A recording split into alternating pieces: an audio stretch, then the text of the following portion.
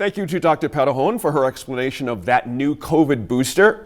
If you have any other questions about those shots, the flu, or even monkeypox, watch my full interview with the doctor right now on our YouTube or Facebook pages. And if you want to sign up for a shot, we have links to those resources there too. Now, let's welcome back our Line Opinion panelists to talk about law enforcement recruiting funding here in New Mexico. Governor Michelle Lujan Grisham is giving more than $40 million to law enforcement agencies across the state for officer recruitment. Yet Santa Fe won't receive any after failing to apply. Julianne, that word failing might be just a little strong here. Is this a systemic issue, or do Santa Fe officials carry the blame here, or was there another plan that we just weren't aware of before it hit the press?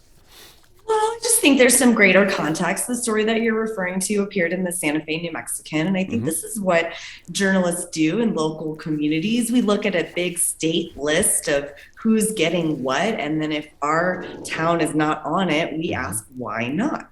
And I think, though, the real answer to why not is because our city is already suffering from funded positions that the city has said we can hire these folks and pay for them, but the department is unable to fill those positions for a variety of reasons.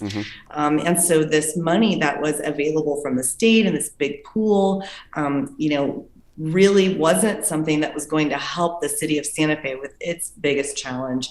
Sort of why ask for state money when you're not spending the city money from your very own jurisdiction that's already been allocated to you. So we looked at this in the summer. The reporter did a story and looked at this consultant's report that had just been issued that said, yes, this is a systemic problem in Santa Fe, that we have vacancies at an unusually high rate, and we have those vacancies consistently. And so the last time we asked for the numbers, we were looking at 18% of the funded sworn positions were not filled. So that's about 170 jobs, and 30 of them were vacant. Wow, interesting. David, money has always been a big discussion point on crime and police staffing, as Julianne just mentioned. And now we have some, but then you hear from people like the Santa Fe County Sheriff, who says only funding 29 agencies is, quote, totally disproportionate, end quote, to the statewide need. Would you agree with the Sheriff Mendoza on this, or is that where we need to start, or should we roll this out slowly? I guess my question is, does he have a point here? I mean, to me, we're on some sort of downward spiral. I mean, there were 3 homicides in Albuquerque last night, and I recall like a couple of years ago talking to the then chief of police, and he was talking about how if we in Albuquerque, and let's sort of say statewide, if we had a number of police to population that they had in New York, which has become one of the safest cities in the country, we would need to expand our police force by 3 times. We'd have to go from 1,000 officers to 3,000 officers. And I think that, the question is, money sometimes isn't really the issue.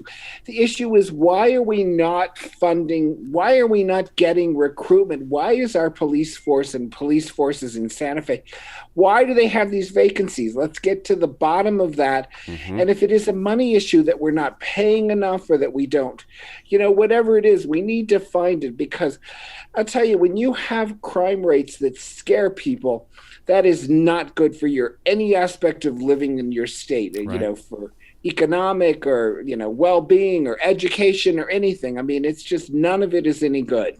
I think that's a really good point to make about the pay rate, because there wasn't a lot of flexibility in the state funding either. You couldn't say we want to pay our existing officers more, or we want to hire officers at a higher rate. It was really based on sort of the status quo, which also isn't going to move us. I'm glad you got that in. That's a key point. Hey, Ed, interestingly, the Albuquerque Police Department set to receive the highest amount, probably not surprisingly, $8.75 million. Slated to fund 67 officer vacancies. Now, according to the governor's office, the Las Cruces Police Department is getting about the same amount, but is it a guarantee this money will bring the recruits, we just started talking about this, that the department needs? Is it enough, I guess, is the bottom line question. Yeah, and we're talking, Gene, we're talking about 2 different issues, and the other contributors are absolutely right. They're on point. Money is great for budgets. So if you're talking to the leadership in any municipality or city, it's great. Give us more money. We can always use more money. But does it address the underlying issue? it seems like we were talking a lot about symptoms. Officers, individuals aren't applying, they're retiring early, they're quitting, whatever. But what are the underlying issues? And I think we're spending a lot of time talking about the symptoms. There was a period of time that, and I don't want to blame Hollywood too much, but there were a lot of positive TV shows about the nature of being a police officer. Yep. I mean, I grew up watching Adam 12, and Sure. as a young teenager, young kid, that's pretty impressive. Of course, I'm third generation law enforcement, so it really didn't take a lot to encourage me to pursue the field. But why are we not having more and more young adults pursuing this career? I see a lot again on the back end, but I haven't seen a study where we've looked at and we've spoken to young adults and surveyed young adults and said, would you be interested in this career? And if not, why? And get the information, from the users as to why more and more young adults aren't applying for these types of positions. Before I left APD, just very briefly, I started a collaboration between CNN, APS, and APD, with the idea being if we capture them young and start directing their attention to law enforcement young, by the time they get to that age where they can apply to be a police officer or even a PSA, they're already familiar with it and involved and feel comfortable with the profession before someone, like some tech firm, steals them away. And so I think we need to continue to look at the front end and look at why there aren't more individuals applying to be police officers. And then once they're in, there are other issues such as leadership, such as of course it's about the attractiveness of the career field too. We all want to be part of a proud field. And if a certain profession is getting a lot of negativity surrounding it, that might shy a few people away. So there are a number of issues that to look at, but we need to focus a little more, more on the problem versus the symptoms. And I think we're paying way too much attention to what we see as to the symptoms versus the problem itself. There's more work that needs to be done on this. Yeah. Dave, what do you make of the idea? APD recently started posting recruitment videos on TikTok. Is that the answer here, or it can't hurt? It's a brave new world. But when Ed was talking about Adam 12, you have to remember. Communication and how do you get to the individual user has been completely shattered in the last decade. Good point. TikTok and Facebook and Instagram. It used to be you could get to 90% of the country using using the 3 television networks, and so communication is absolutely key. And Ed pointed out 2 things. One, we've made police the bad guy on television and a lot of entertainment, and 2, we how do we get to people? Like, what is being a police officer, is being a sheriff seen as a good career? And it should be seen as a good career. You can work 20 or 25 years, you get a good retirement. And, you're there. But for right now, it just seems like it is very difficult. It has been branded as a bad career. And, I don't know how you change that, but I think you need to change it. Yeah. Hey, Julianne, real quick, Hobbs, Clovis, and Gallup, few of the smaller cities receiving some of this money. Hobbs is getting $5 million for 38 officers, Clovis $1.44 for 11 officers, and Gallup $1.31 million for 10 officers. What does this money mean for those smaller communities and departments compared to its influence in a city like Albuquerque?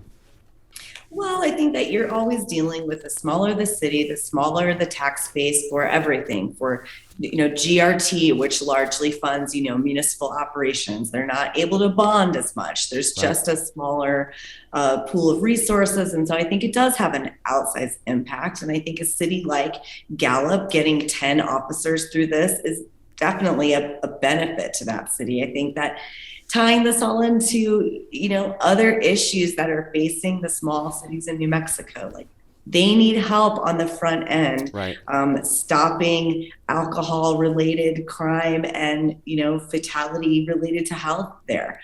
So, we need to send 10 more of everything to Gallup. Julianne, just super quick, am I off here that it would be easier to recruit in smaller places like Gallup and places like that to recruit locally? Well, I just think recruiting is a challenge for all. And I think that housing is in every community, finding adequate housing that is within the reach of your salary. We have this for police officers and firefighters and teachers and nurses. We need to solve our housing supply in order to continue to solve our labor issues as well. I'm so glad you got that in. That's a key point right there. Thanks again to our panel. We have links to other reporting on this story, including funding totals for each department that's set to receive this money. Just find this story on our YouTube or social media pages. Now, we'll be back here at the virtual roundtable for one final discussion in less than 10 minutes on the decision to end the ban on prescribed burns. But first, a conversation I had the privilege of having yesterday live on our Facebook page with the City of Albuquerque's 6th Poet Laureate, Ana C. Martinez. She's been a driving force in the city's poetry scene for years, and as she tells me, her work as a civil rights attorney plays a big role in forming her writing as a poet.